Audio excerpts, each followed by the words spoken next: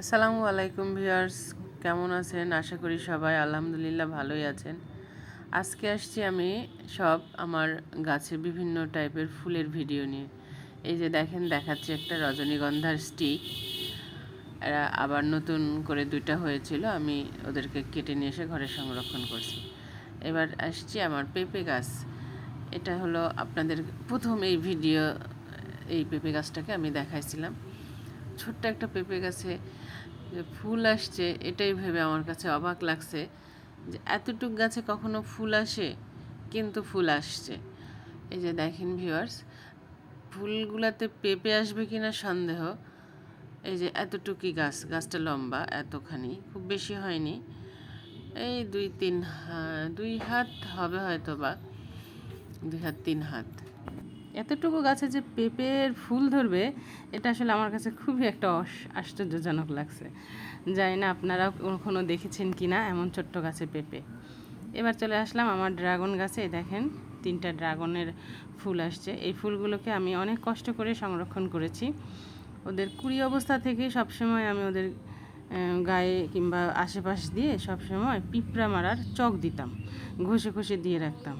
এত পিঁপড়া লাগতো ফুলগুলাতে যে ফুলগুলাই সম্ভবত আমার নষ্ট হয়ে যেত। তো খুব সংরক্ষণ করেছি এই ফুলগুলার পেছনে আমি চক দিয়ে দিয়ে সবসময় দেখতাম।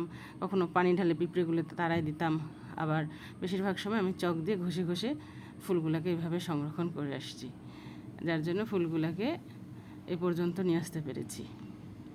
এই দেখেন আমার কয়েকটা পুতুলিকা গাছ, আর হলো এই যে কচমচ গাছ, কি সুন্দর সবুজ গ্রিন। আর এদিকে আরও কিছু আছে আমার বিভিন্ন অন্যান্য ফুল গাছ। এই যে দেখেন, এটা ফুল নাই কিন্তু এত সুন্দর হয়েছে, সবুজ ঘাস, দেখতেই মজা লাগছে টপটাকে। এই জন্য আপনাদের কাছে একটু শেয়ার করলাম গাছটাকে আমার।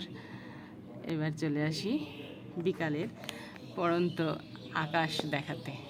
এ দেখেন কি সুন্দর আকাশ, রবি ঠাকুরের সেই কবিতার মতো নীল নবঘনে ওরা আস্তরা, ওগো আস্তরা যাসনে ঘরের বাহিরে। এই যে দেখেন এদিকে কি সুন্দর, মনে হচ্ছে এক্ষুনি বৃষ্টি নামবে এমন একটা অবস্থা। আবার এই সাইডটা দেখেন আকাশটা কি সুন্দর, একদম নীল, মানে অদ্ভুত, এক কথায় বলা যায় দারুণ দারুণ। আবার এই দিকটা দেখেন কি সুন্দর, মনে হচ্ছে সাদা তুলা ওখানে দিয়ে দিয়ে রাখছে এরকম। আবার আলো, আবার মেঘ, সব কিছু মিলেই আকাশটা একদম সুন্দর। কবির ভাবনায় যেমন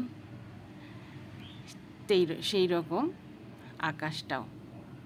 এই দেখেন চাঁদ মামাকে দেখা যাচ্ছে অনেক দূর থেকে, ছোট্ট। আজকে এখানেই শেষ, আল্লাহ হাফেজ।